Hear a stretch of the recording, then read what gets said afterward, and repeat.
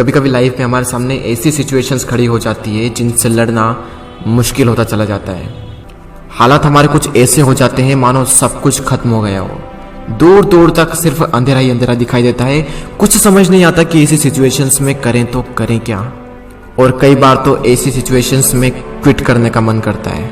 हालात चाहे तुम्हारे कैसे भी क्यों ना हो, एक बात तो तय है कि ये वक्त अभी गुजर जाएगा, चाहे अच्छा वक्त हो या फिर बुरा वक्त गुजर जाएगा। लेकिन एक बात हमेशा याद रखना कि जिंदगी में कुछ भी कर गुजरने की अपॉर्चुनिटीज सिर्फ इसी वक्त में मिलती है, अगर उस सिचुएशन में क्विट ना किया जाए तो। क्योंकि विनर्स जो होते हैं वो कभी भी क्विट नहीं करते, और जो क्विट करते हैं वो कभी भी विनर्स नहीं बनते। आप क्या चाहते हैं, एक एवरेज लाइफ या फिर एक स्टैंडर्ड लाइफ? जब आप सड़क पर निकलो तो लोग आपको इग्नोर करें, या फिर जब आप सड़क पर निकलो तो हर इंसान की नजर आप पर हो?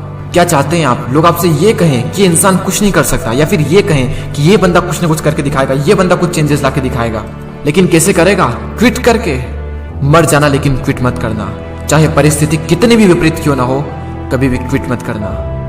आपका समय आज बुरा है, कल और बुरा होगा, लेकिन परसों आपकी जीत होगी। लेकिन सिर्फ शर्त इतनी सी है कि आप उस सिचुएशन में टिके रहो और क्विट ना करो। ये प्रकृति चाहती है कि हम इन परिस्थितियों से लड़े, संघर्ष करें, ताकि हम और मजबूत बन सके। क्योंकि ये परिस्थितियां आती है हमें मजबूत बनाने के लिए, ना कि हमें कमजोर बनाने के लिए। ये प्रकृति चाहती है कि आप और कामयाब बने, इसलिए आपके साथ कुछ न कुछ बुरा होता रहता है। और ना सिर्फ आपके साथ, बल्कि इस दुनिया में मौजूद हर इंसान के साथ हर समय कुछ न कुछ बुरा होता रहता है। ये प्रकृति का नियम है, हम इसमें कुछ नहीं कर सकते। हमारा क्या कर्तव्य है? हमें सिर्फ इतना सा करना है कि टिके रहना है, चाहे परिस्थिति कैसी भी हो। मैं आपको एक छोटी सी कहानी बताता हूँ। एक बार एक बायोलॉजी के टीचर अपने स्टूडेंट को एक तितली के बारे में बता रहे थे, और उन्हें वे ये प्रैक्टिकली दिखा रहे थे कि खोल में से तितली कैसे निकलती है। और वो टीचर ये कहकर चले गए कि कोई भी स्टूडेंट्स उस तितली की मदद नहीं करेगा। वहां पर जितने भी स्टूडेंट थे वो ध्यान से उस खोल में से तितली को निकलते हुए देख रहे थे। तभी एक स्टूडेंट को उस पर दया आ गई, और उसने उस तितली की मदद की उस खोल से बाहर निकलने में, और सफलतापूर्वक वो तितली उससे बाहर निकल गई। और उस स्टूडेंट की वजह से उस तितली को कोई संघर्ष नहीं करना पड़ा, कोई ज्यादा मेहनत नहीं करनी पड़ी उस खोल से बाहर निकलने में। लेकिन वो तितली थोड़ी ही देर में मर गई। जब टीचर वापस लौटे तो उन्हें पूरी घटना मालूम हुई।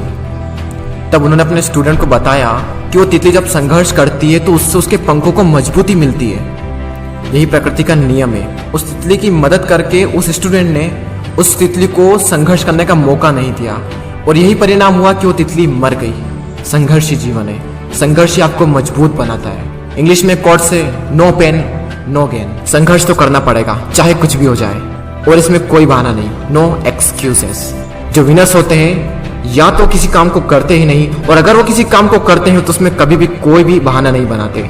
और जो लूजर्स होते हैं वो किसी भी काम को करेंगे तो हर किसी में बहाना बना देंगे। अगर वो चाहें तो बहाना बनाने पर पूरी एक बुक लिख सकते हैं। मेरी तो किस्मत ही खराब है, मेरे साथ ही ऐसा क्यों होता है, मेरी एज बहुत कम है, मेरी हाइट बहुत कम है, मैं काला हूँ, मैं सुंदर नहीं हूँ, लोग मुझे पसंद नहीं करते, मैं ज्यादा पढ़ा लिखा नहीं हूँ, मेरे पास टाइम नहीं है, मेरी आवाज अच्छी नहीं है, मेरे पास ये नहीं, मेरे पास वो नहीं है, काश ऐसा होता, काश वैसा होता।